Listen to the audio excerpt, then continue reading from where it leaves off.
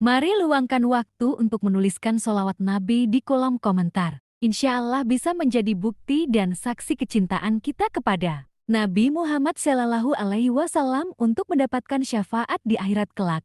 Amin.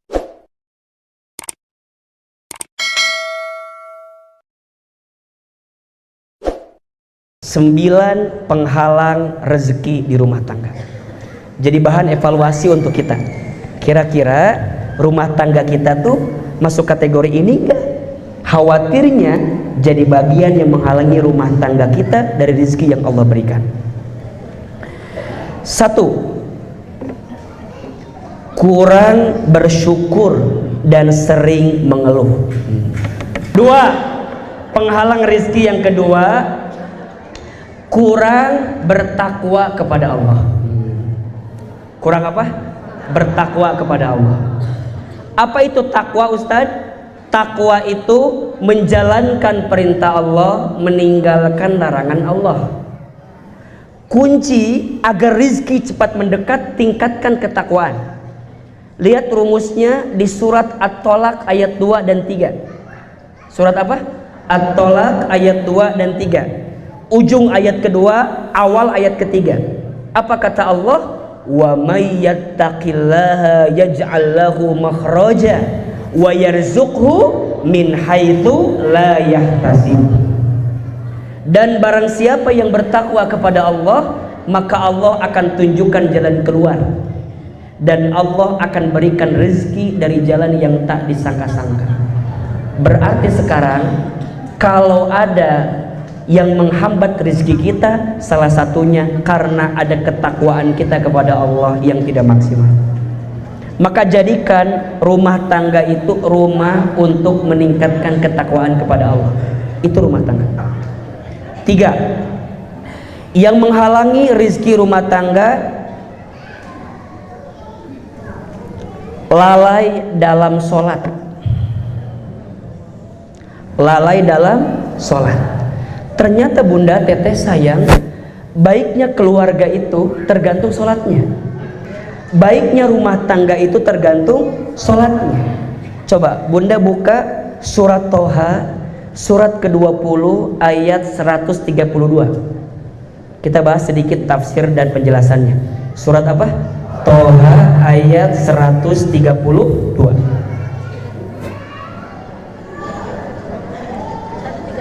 Ya. Ada surat ke-20 surat Toha ayat berapa? 132. Allah Subhanahu wa taala berfirman, A'udzubillahi minasyaitonir rajim. Wa'mur ahlaka bis-shalat. Betul enggak? Betul enggak? Wa'mur ahlaka bis-shalat, dan perintahkanlah keluargamu untuk salat. Wastabir alaiha, dan bersabar-sabarlah dalam menunaikan sholat itu. Masya Allah. Iya, iya, betul nggak? Betul. Wa'mur ahlaka bis sholat, dan perintahkanlah keluargamu untuk sholat. Wastabir alaiha, dan bersabar-sabarlah dalam menunaikan sholat itu. Lanjut kalimatnya, la nas'aluka rizqan. Kalau sholatnya udah benar, jangan pernah bertanya tentang rezeki. Apa kata Allah? Nahnu narzuquka, kami yang akan menjamin rizkimu. Masya Allah. Wal akibatu littaqwa, karena akibat ketakwaanmu kepada Allah Subhanahu wa ta'ala. Ini rumus. Kalau rizki mau meningkat, sholat. Kalau ingin makin cepat, perbaiki sholat. Justru saat kita lalai dalam sholat, menghambat rizki kita. Makanya bunda, catat baik-baik ya. Kalau bunda sayang sama keluarga, pastikan suami bunda menunaikan sholat dengan baik. Kenapa? Karena sholatnya suami kita, sholatnya kita mempercepat datangnya rezeki kepada kita. Dan sebaliknya, lalainya kita dalam sholat menjadi penghalang rezeki. Yang wajib ada berapa? Yang wajib ada berapa? Subuh, zuhur, asar, maghrib, isya. Syukur-syukur kalau suami bunda sholatnya bisa di masjid. Itu masya Allah. Makanya bunda kalau sayang sama suami suruh sholat ke masjid. Ayah sholat ke masjid. Dingin, ini jaketnya. Gelap, ini senternya. Capek, ini kunci motornya. Gitu. Makin bunda ngotot pengen suami sholat, maka makin dekat dengan rezeki. Apalagi sholat subuh. Sholat subuh itu sholat yang menjadi indikator kebaikan semua sholat. Kalau sholat subuhnya baik, baik semuanya. Tapi kalau sholat subuhnya rusak, maka rusak semuanya. Maka ada yang ditanya, Ustadz, bagaimana kalau mau lihat orang itu baik atau tidak? Lihat sholat subuhnya. Dan ini janji dari baginda Nabi, barang siapa yang sholat subuh berjamaah di masjid, maka di hari itu fi dhimmatillah, dia sedang berada dalam penjagaan Allah Subhanahu wa ta'ala. Jadi Allah jaga bunda sayang, teteh sayang. Makanya bunda kalau ada suami bilang, ayah sholat, ayah sholat. Karena boleh jadi yang menghalangi rizki datang kepada kita karena sholat. Kita yang gak baik di hadapan Allah. Makanya kan minimal kalau di masjid mah jadi benar sholatnya, bener gak? Kan kalau di rumah kadang-kadang suami kita banyak salahnya. Kadang pernah baca kuliah tetamat-tamat, ayah muter di ditu, ayah kuliah ayyuhal kafirun la a'budu ma ta'budun wa la antum abiduna ma a'budu wa la ana abidu ma abadtum wa la antum abiduna ma a'budu wa la ana abidu ma abadtum wa la antum abiduna ma a'budu wa la ana abidu ma abadtum. Kita teh pas sholat sebolak-balik tamat-tamat. Pernah satu kalimat AA baca watini ujungnya wal asri. Watini wazaituni waturi sinina wa hadzal baladil amin.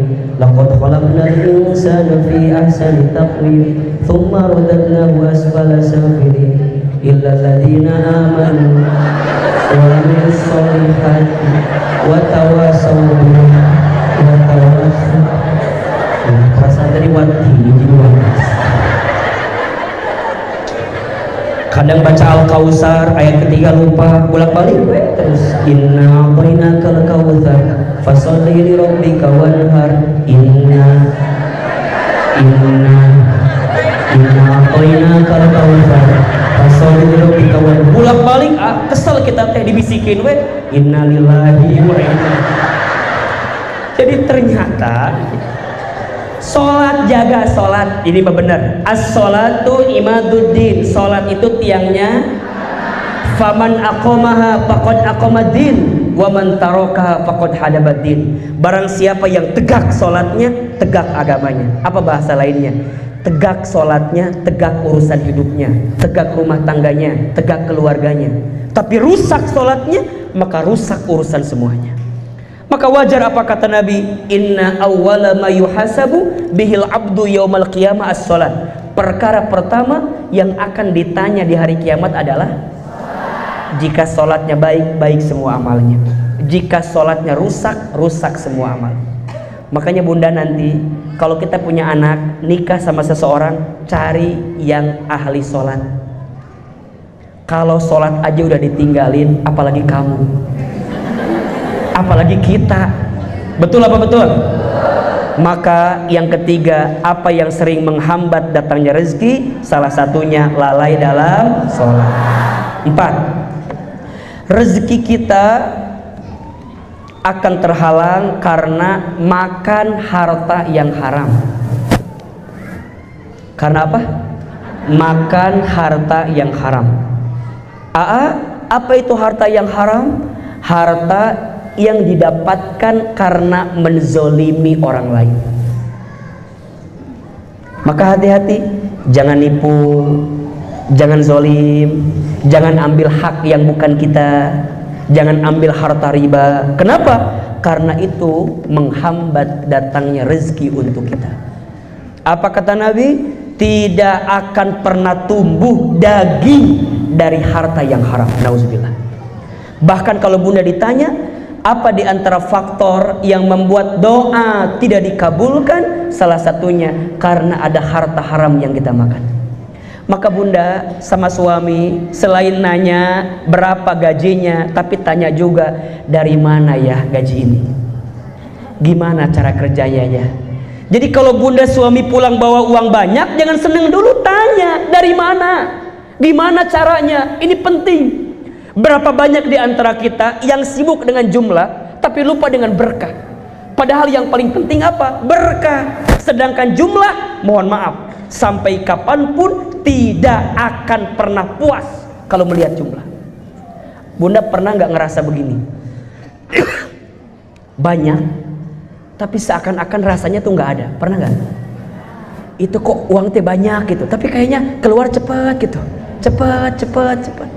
Dan kadang-kadang mohon maaf dulu, mungkin suami kita pas-pasan, tapi nikmat gitu, tapi indah hidup kita. Berarti yang sekarang berkahnya diambil, yang dulu berkahnya dikasih. Maka keberkahan itu nggak diukur dari jumlah, keberkahan itu diukur dari seberapa taat kita kepada Allah setelah kita mendapatkan nikmat dari Allah Subhanahu wa Ta'ala. Makanya bunda harus tahu namanya istidraj. Apa namanya? Istidraj. Apa itu istidraj? Istidraj itu satu keadaan yang seakan-akan diangkat derajat dunianya, tapi tidak membuat dia makin dekat dengan yang punya dunia, dengan Allah. Saya ulangi, istidraj itu satu keadaan yang seakan-akan diangkat urusan dunia, dikasih harta banyak, dikasih jabatan, dikasih pangkat, dikasih popularitas, dan seterusnya, tapi tidak membuat dia makin dekat dengan Allah, sebaliknya malah jauh dari Allah. Itu namanya apa? Istidraj ini seperti ranjau. Seperti apa? Yang tanpa sadar ketika kita masuk di dalamnya, justru bukan dicintai oleh Allah, justru kita sedang dihinakan oleh Allah Subhanahu wa Ta'ala. Makanya bunda sayang, teteh sayang, jangan mengukur cintanya Allah kepada hambanya dengan urusan dunia yang dikasih sama hambanya. Saya ulangi, jangan mengukur cintanya Allah kepada seorang hamba dengan dunia yang Allah titipkan kepada hamba tersebut. Jadi bunda nggak bisa bilang gini, dia orang kaya, disayang sama Allah. Belum tentu. Dia dikasih jabatan, lagi disayang sama Allah. Belum tentu. Kalau itu semua tidak menjadikan dia makin taat ke Allah, belum tentu kemuliaan. Boleh jadi itu kehinaan. Boleh jadi ada orang yang dunianya diambil, tapi saat dunia diambil dia makin dekat ke Allah. Boleh jadi itu yang disayang oleh Allah Subhanahu wa Ta'ala. Maka mulai hari ini jangan silau dengan kenikmatan, jangan galau dengan kesedihan. Dua-duanya sama saja. Kaya miskin kan gelar di dunia aja, ya enggak? Emang di kuburan ayah gitu? Ini kuburan orang kaya Ustadz, ini kuburan orang miskin? Enggak, sama.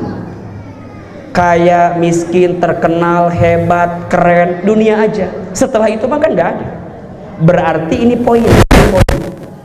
Jangan sibuk dengan yang haram, karena sampai kapanpun yang haram tidak akan pernah mencukupkan kehidupan. Maka ada satu doa, tolong siapin kameranya kalau mau direkam biar gak diulangi lagi ya. Ada satu doa yang dianjurkan oleh Nabi dibaca setiap ba'da asar di hari Jumat.